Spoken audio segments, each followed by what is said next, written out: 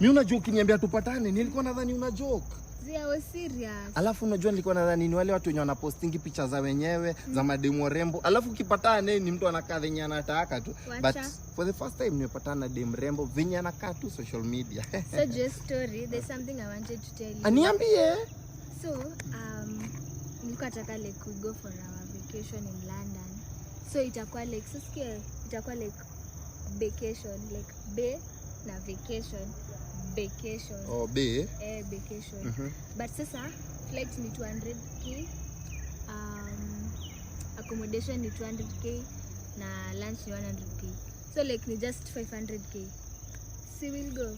500k? But don't worry, I'll pay for myself and then you pay for yourself. I pay for myself 500k? Yeah. Unajua guka yangu mwenye alizaa, guka yangu mwenye alizeo, guka yangu mwenye hakuzaliwa hajui shika 100k, sawa? So unataka mimi nitoa 500k. Ona hiyo ni ujinga. You're not my type. You're not my type. 500k. Ati are you going? Ugona nani? Hebu rudi kwenyu.